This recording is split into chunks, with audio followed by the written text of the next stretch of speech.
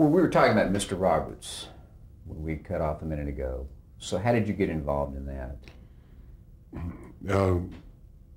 Mr. Roberts had been an enormous success and was still playing on Broadway, and Henry Fonda wanted to tour and go through his home city of Omaha.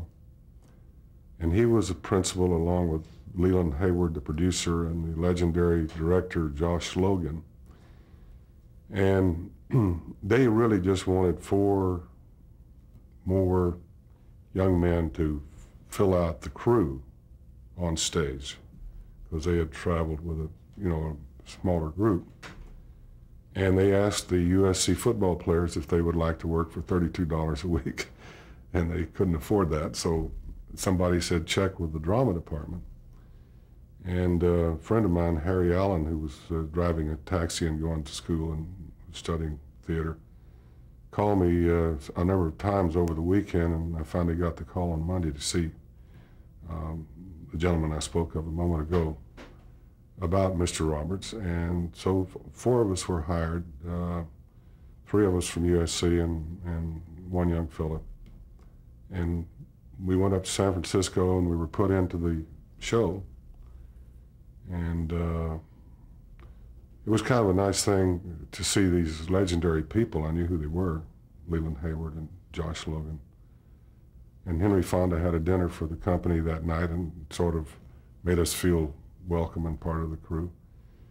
And we did 8 performances for about 2.5 months. We were up at the Curran or Gary, I never can remember the theater in San Francisco.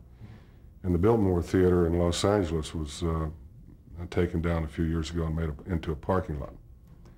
But that's where we were located. That was a great influence on me, because I had a chance to occasionally talk to Mr. Fonda and Curtis Cooksey, who played the captain, and Lee Van Cleef was a member of the cast. You might remember him in High Noon as one of the bad boys. There were others that went on to success out of that. Jack Klugman comes to mind. But I vicariously absorbed their experiences, and I found out what their plans were. And so I thought, well, there's an opportunity for me. And you inadvertently learn about what is expected of you when you go on an interview. People don't really want to know what you did in high school. They don't really care what you did in college. What they really care about is, do they think that you can go do it? Or that you don't seem to be artificially, you're out of the realm, because most movies are sort of more on the naturalistic side and not the theatrical side. So when you learn what they're asking you about, and that whatever it is, do you jump out of airplanes? Oh, yes. Can you ride? Oh, yes. How about submarines? Oh, love submarines. Always yes. And then I got a book of the agents of Hollywood from the Screen Actors Guild. And I called every agent from A through the R's. And finally, when I got to the R's, an agent interviewed me. And that started me on my revisiting the studios. You remember the name of that agent? His name was Win Rockamora. And he couldn't do anything for me, but he had an assistant agent whose name was Bill Barnes. And they were sending me out, they ended up sending me out to Warner Brothers, because they were making a picture called The Will Rogers Story. Michael Curtiz was going to direct it. Will Rogers Jr., I believe, was going to play his father. And I got in to talk to, they sent me to Bill Tinsman, who was a casting director. So we talked a little bit, and he said, "Did you ever play baseball?" And I said, "Oh, yeah." He said, "Hardball?" And I said, "Is there any other kind? What did you do, pitch?" I said, "Yeah, I pitched a little bit, and a little in the outfield." So he said, "Well, I'm not going to send you over there to the Will Rogers Story. I'm going to send you into Bryony Foy, who happened to be a part of that legendary theatrical family, the Seven Little Foy. And I went over there, and I had a very strange reception. I was shown right in, and Mr. Foy was sitting behind the desk, and he jumped up and he said, "Gee, Whiz," he said, "you look the part." He says, "Can you act?" I said, "Yes, sir." He said, "Well, what have you done?" And I said, "Well, junior college or whatever." Finally, he said, "Well, what else have you done?" And I thought, "Oh, summer stock." He said, "Where?" And I said, "Southwest Summer Theater." He said, "Where's that?" And I said, "Waco, Texas." That's as much as I knew. And I hadn't seen two men sitting on the couch, because this whole thing happened just like that. And he turned to them and he said, "Is that a good outfit?" He said, "Yeah." It was one that Charles Lawton had sponsored, I believe, as I recall. So I called the director in, they gave me the script, and I was up for the leading role in the picture called it was a Grover Cleveland Alexander story. And so I went, they were going to give me a screen test. And I went back to my little place in Hollywood, and 2 days later they called me and said, "We're sorry, we're not going to do the screen test. We've decided to use an actor that we have under contract." And I said, "Well, naturally I'm disappointed, but who did you happen to choose, if you can tell me?" And they said, "Ronald Reagan." Great story. Yeah. I told him that story at the 35th anniversary of the opening of Disneyland, because he and I were there on opening day, and he then told me a whole story that I never knew about Grover Cleveland Alexander. He really wasn't a drunk. He had he went into convulsions. I've forgotten what you call it, but it was considered worse than being a drunk. So he always indicated that he was drunk instead of having this nervous disorder. Well, after you lost that part, how did you get into the movies, other roles? The agent was encouraged by the reaction at Warner Brothers, and I was sent over to Universal, and they were, I must say this, if anyone that's ever interested in the theater, and particularly in films, it took me a long time to learn this. Pictures are not made, they are remade. It goes back to the limited number of plots, but they were remaking Universal's version of Duel in the Sun, and this one was called Untamed Frontier, with Joseph Cotton and Shelley Winters and others. And I ended up with one line in the picture. And fortunately, Joseph Cotton was not familiar with cowboy boots, because after a couple of weeks, he was trying to pull on his boots and he threw his back out. So they had to shut the company down, and we were down in Douglas, Arizona on location. So the company shut down. We came back to the studio, and the studio said, "Well, we've got another job for you in the meantime." So they put me in a picture with Tony Curtis and Piper Laurie called No Room for the Groom. And I played kind of a country cousin that was a member of the family. So there I was, I had my foot in the door, and I had two pictures going at the same time, and I'm thinking, well, this isn't so tough, what a business. Well, I think I worked maybe 12 weeks the first year in small parts. I think the second year I worked about 15 weeks. And the third year things were getting better, and I got into a picture called Them at Warner Brothers about giant ants, and that was the turning point. How was that a turning point? Well, it's interesting. This fellow, another casting director at Warner Brothers, called me. I was on location doing films, battle fatigue films for the Navy Medical Unit. And he said, "When you finish that, come up, I've got a part for you." And he said, "It's only a day's work."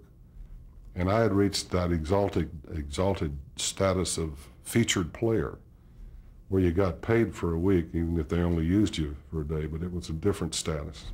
and he didn't like to go backwards. But he said this would be good, and so I believed him, and so I went in, and the picture was reviewed by Walt Disney because Jim Arness was already starring in motion pictures, and he was the star of this film. And the giant ants were life-size. They weren't digital like they can do today, or this simulation business. And so Disney got interested in the film, but the film was so well received as an early science fiction picture that it broke all records in Great Britain. New York Times reviewed it, and I got a little review in the New York Times for a little comedic bit. And Disney happened to see that part of the film, and he said, "Who's that?" And no one knew. So there's only one person living, Peter Ellenshaw, who lives over in Hope Ranch in Santa Barbara. He was a two-time Academy Award maté artist, but he was in the screening room. He's the only one left now. And one of the gentlemen said, "I know the producer, I'll call Warner Brothers." And they got my name and sent me over to the casting guy, and then up to the producer and writer, and then ultimately to meet Walt. And that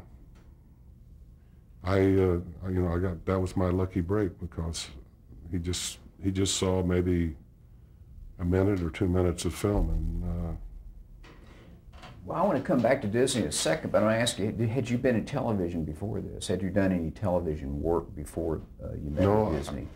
I'm sorry. I did do a little bit of television. I just started. Jack Webb saw me in some of the Warner pictures, and Dragnet was a big television show. So I was cast as a rookie LA policeman, and Jack and his sidekick were both men, probably 5'6", 5'7".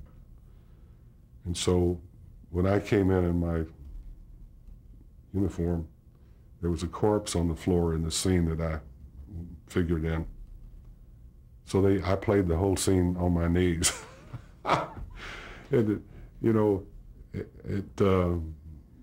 it was definitely, height was becoming acceptable, in that Jim Arness was 2 inches taller than I, and John Wayne, of course, and then people like Chuck Connors were coming along and getting good parts. But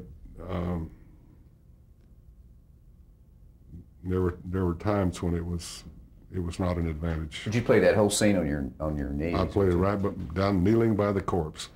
What was it like to work with Jack Webb? Well, they had a unique way of working, and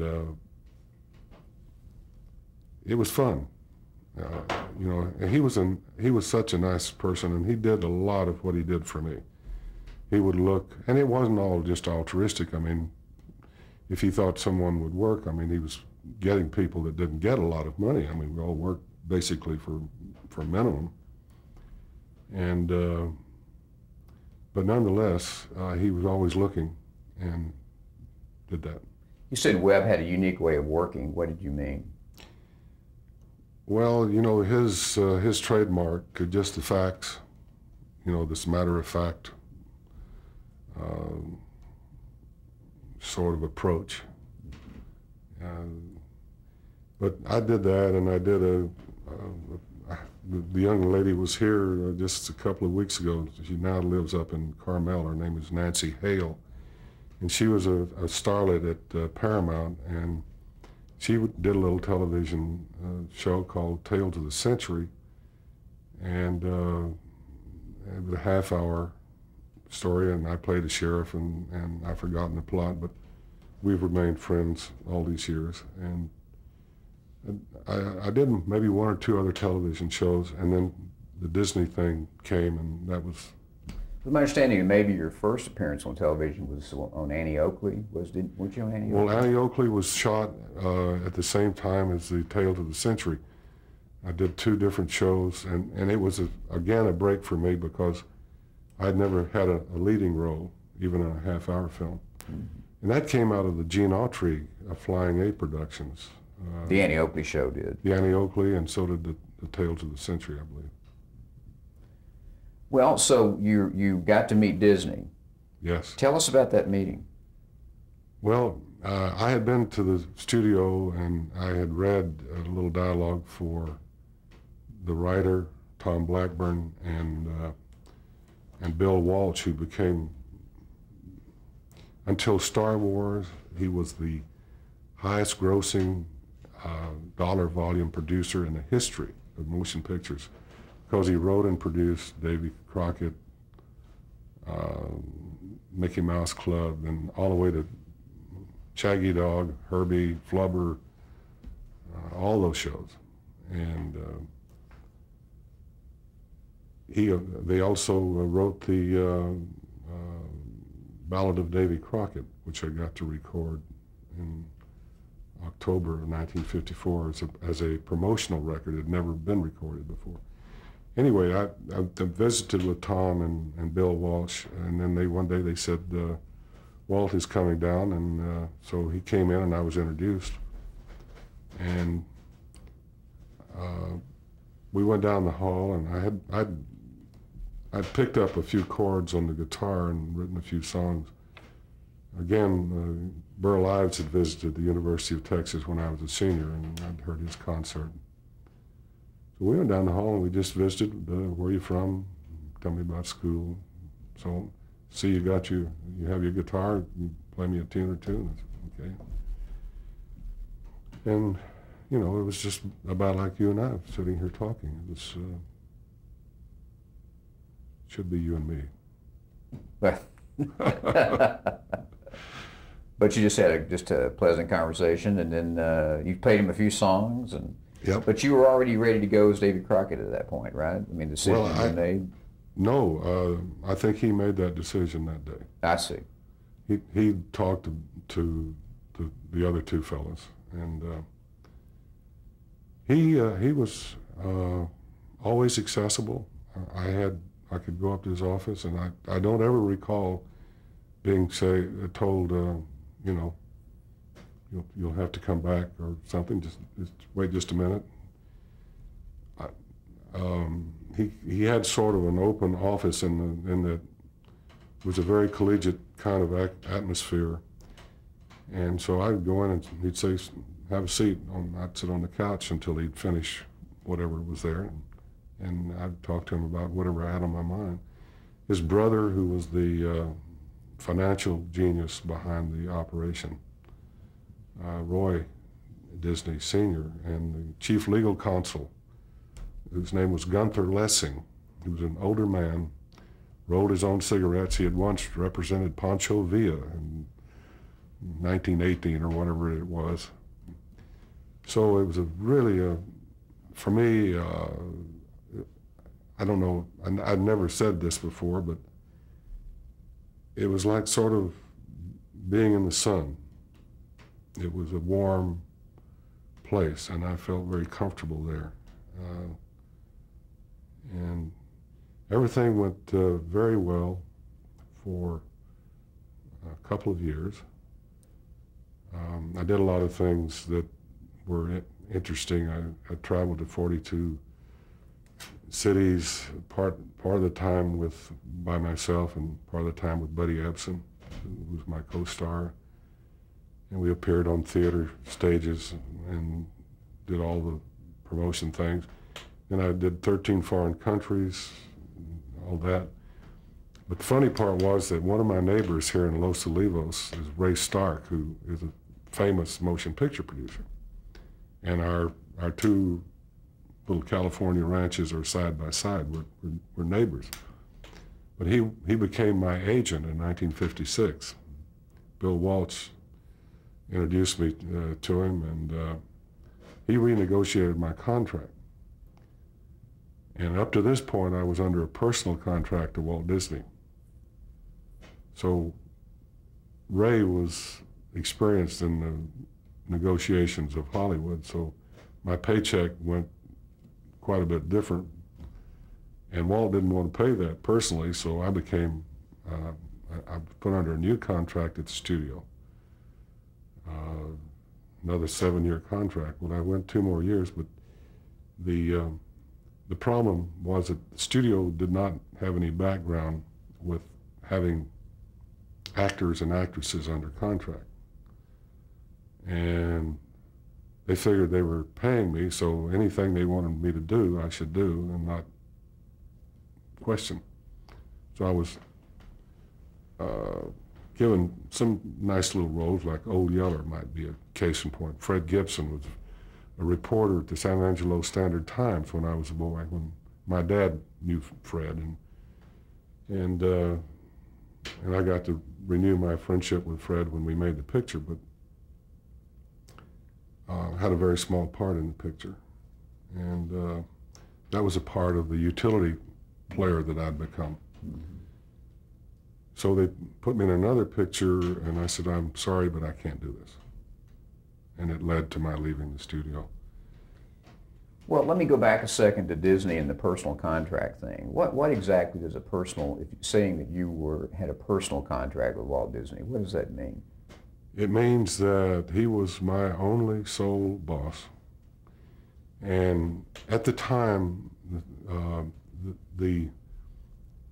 this is my version of the impact of Davy Crockett. Probably the only television show that I'm really familiar with, unless, pretty much so, that the entire family watched together. It was a first in that respect. I mean, and consequently, the saturation of that carried over into Europe and other places in the world. And there were several studios who wanted to share my contract. And because Walt was my sole employer, he made the decision. For example, I was invited to play in The Searchers with John Wayne, which became one of John's great pictures. And Jeffrey Hunter, a friend of mine, did play the role. I didn't know that I was even asked, but Walt turned it down.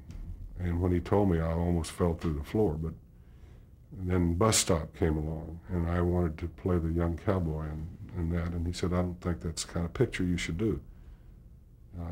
I'd gotten him to play, and he read it, and it probably had some bad words or something, and he didn't like that. But after that period, I went to Paramount, and I began another 4-year contract relationship. Yeah. Well, let's go back to Disney a second, or I should say, sure. Davy Crockett. As a Texan, here you're coming in, you've been selected to play Davy Crockett. Did you know much about the project before you had been selected to play that role? There was a wonderful cartoon-style book depicting Texas history through the Six Flags, and there were 2 great big volumes of that when I was old enough to borrow my mother and dad's library card or go to the library.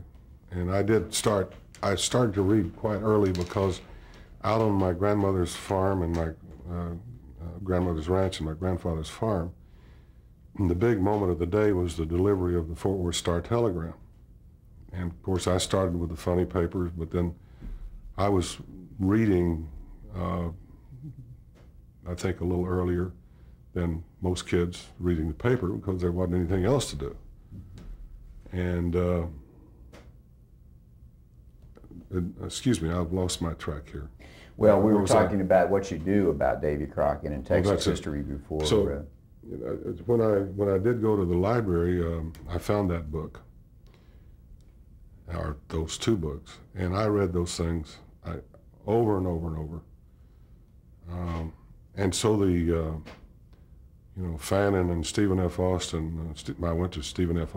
Austin grade school in San Angelo, and all the names, all the individuals were, I thought, and I still think it was a work of incredible imagination to be able to do all of those historical characters and convey a sense of who they were with just kind of a pen and ink drawing.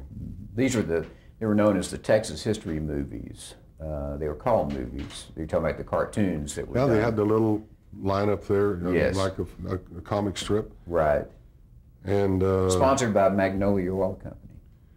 And I made an effort to obtain a set of those, and I may still have them somewhere, but the version that that I saw would not be politically correct today. Right. But there's still a very effective way of understanding, connecting events. I didn't really do any special work to prepare for it. I just sort of felt I'd grown up with it and kind of understood the strategy, that what was happening, not happening. And, so you didn't do any special research right before you started the filming or anything? I didn't. I was intrigued by the screenplay, and it was a difficult. Well, I'll tell you, I'll give you an inkling of Walt's sense of humor. He was thinking about doing El Fuego Baca and Zorro, Johnny Appleseed, Daniel Boone, Davy Crockett. These were all the people that he was thinking about doing this initial effort on, and he hired a director whose name was Norman Foster, and Foster was hired primarily because he had some good background and he spoke Spanish. So he was down in Mexico trying to find locations for Zorro and the other pictures, and meanwhile Walt had a conversation with Bill Walsh, and he said, well, tell me about Crockett. What did he do? So he told him about the frontiersman and the congressman and the whole bit, and at the Alamo. And so Walt sat for a minute and he said, well, what else did he do? I thought that was kind of funny. Well, you wound up doing three television series on Disneyland. 3 one-hour films. 3 1-hour films. Yeah.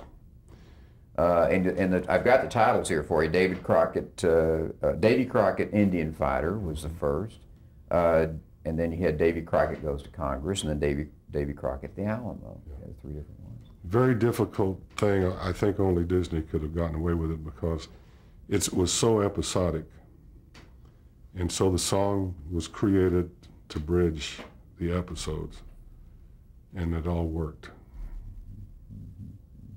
What are some of your outstanding memories about actually doing the films of those, shooting and so forth? Did you have any were there any problems depicting Davy Crockett?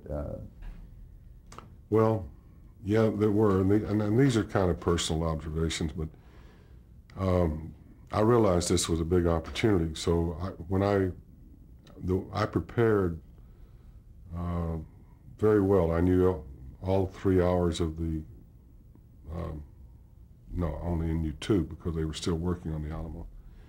But I knew those 2 scripts, all the stuff.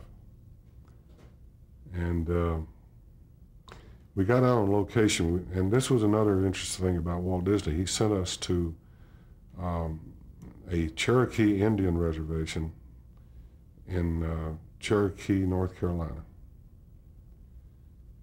And there were just barely a payphone, or maybe there wasn't a payphone. Maybe you used the phone in the motel that we were staying in. Tiny little place.